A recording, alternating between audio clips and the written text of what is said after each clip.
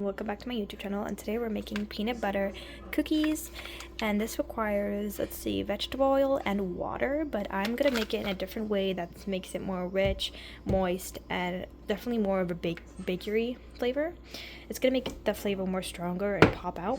And all you need is just canola oil. Well, I mean, I would honestly use vegetable oil, but vegetable oil is kind of like canola oil. It still works, and it just makes the flavor more pop, and it's really nice. And I just have an egg, and this is just for the canola oil. And all you needed is the peanut butter mix to go into a bowl, and a mix just to mix it.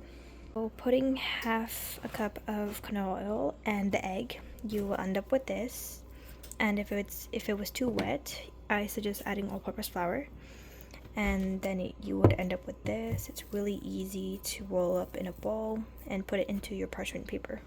Okay, we're gonna put the cookies into the batch. You want it 1 or 2 inches so you can roll it as a ball and place it right here.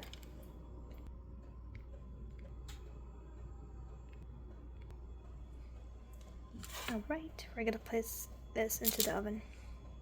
But before we do that, we are gonna do what I call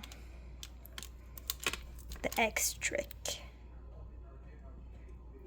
Makes a pattern for the peanut butter cookies.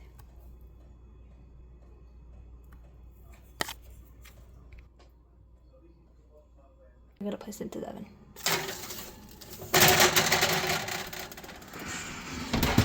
This is how it turned out after 10 minutes in the oven.